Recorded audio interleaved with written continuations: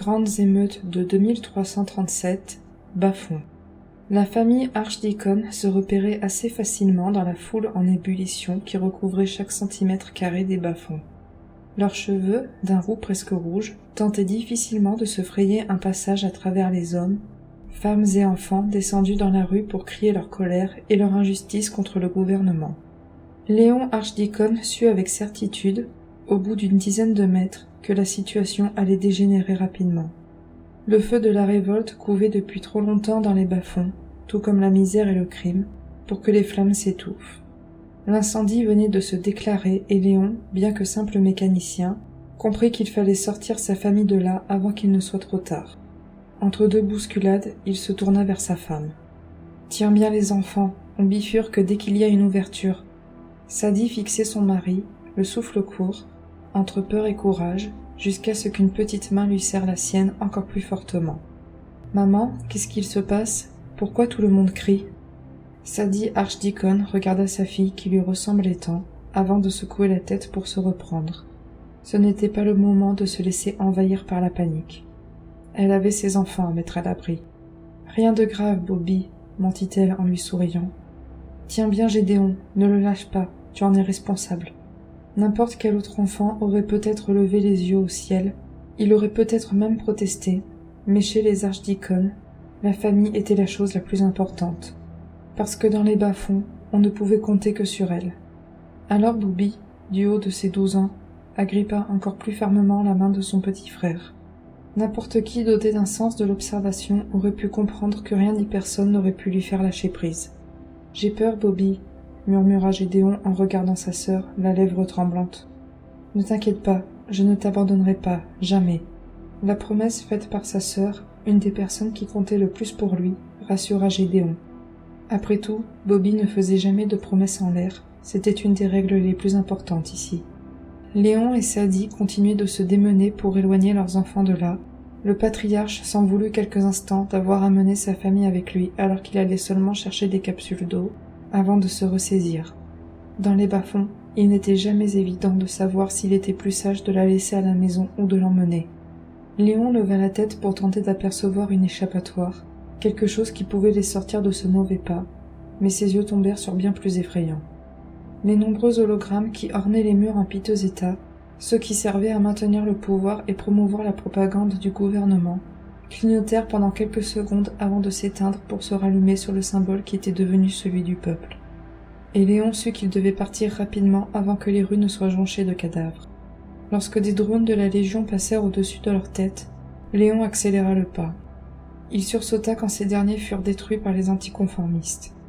Autour de la famille Archdeacon, le bas peuple scandait sans relâche le slogan, celui qui avait fait naître cette insurrection, de plus en plus fort, comme si les mots pouvaient leur donner un peu plus de courage. « N'oubliez pas les 18, n'oubliez pas les 18. » Léon resserra sa prise sur le bras de sa femme, paniquée. Oh, bien sûr, il comprenait.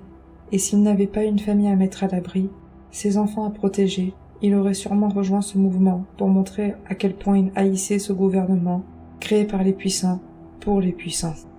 Il n'y avait plus ni justice ni loi, hormis celle qui favorisait les plus aisés. Les habitants des bas-fonds vivaient dans la misère, les riches dans l'opulence, et les pauvres avaient fini par se lever. Les Croft, les chefs de ce gouvernement, avaient bêtement mis le feu à la poudrière lorsqu'ils avaient condamné James Doggett, âgé seulement de 13 ans, à finir sa vie dans la fosse sans aucun procès. À cet âge-là, il aurait mieux valu le condamner à mort plutôt que de l'envoyer dans l'enclos qui servait de prison à tous les criminels du monde. Selon les rumeurs, à l'intérieur, la mort valait mieux que la vie. L'étincelle était devenue une bombe à retardement, et les Croft avaient appuyé sur le détonateur alors que le peuple était déjà à bout. Aussi, les émeutes avaient commencé, rien d'important au départ bien sûr, quelques tags, quelques vols, quelques révoltes. Mais qui étaient ces nuisibles, comme le gouvernement les appelait, pour oser ne montrer qu'un semblant d'insubordination? La réponse avait été sanglante, et elle répondait au nom des légionnaires. Les Croft avaient envoyé la Légion, son armée privée, pour bien leur indiquer qu'ils n'étaient que des insectes qu'ils autorisaient à vivre, mais qu'ils pouvaient très bien décider de les écraser. Les légionnaires avaient exécuté autant de personnes que de jours de révolte, 18 au total, des hommes, des femmes et des enfants. Et les bas-fonds s'étaient embrasés. Le symbole avait pris vie, et il était porté par ce slogan « N'oubliez pas les 18 ». N'oubliez pas qui nous sommes.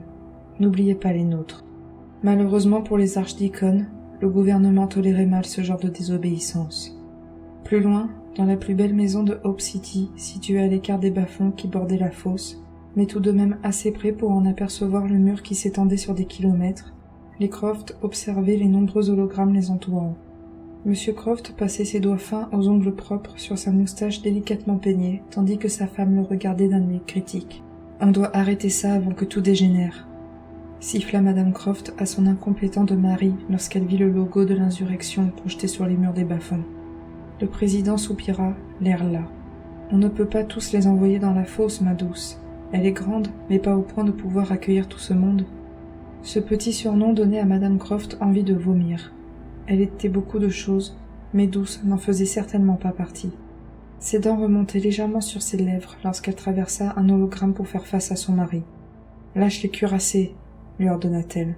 « Mais tu saisis ce que ça signifie ? Si on n'étouffe pas ces émeutes maintenant, on va se faire déborder, tu le sais.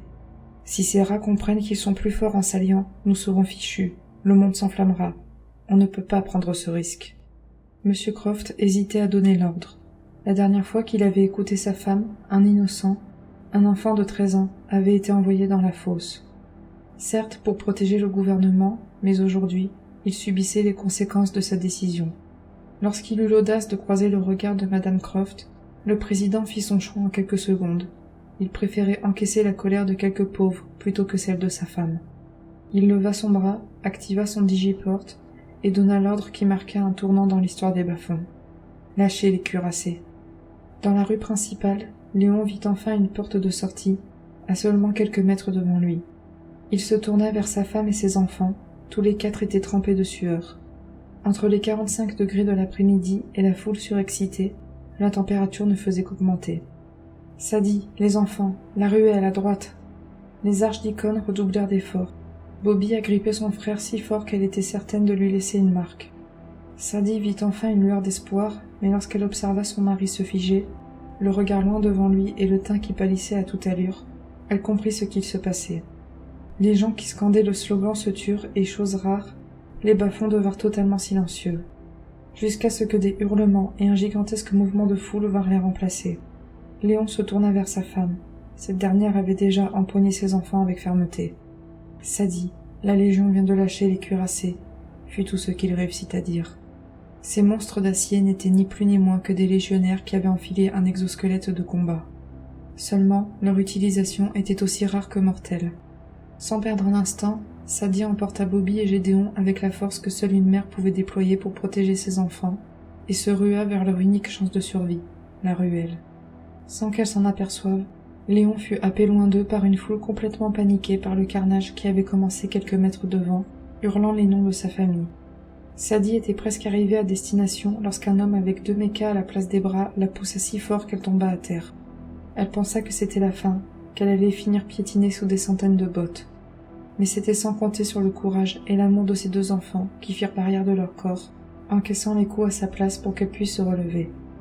Une seconde avant d'être debout, les mains encore au sol, Sadie sentit la terre trembler. Elle déglutit. Les cuirassés arrivaient. Et Léon n'était toujours pas en vue.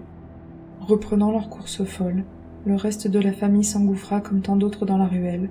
Néanmoins, Sadie était une mère prête à tout pour protéger ses enfants, et elle n'hésita pas à donner quelques coups bien placés pour parvenir jusqu'à des conteneurs remplis de détritus en tout genre.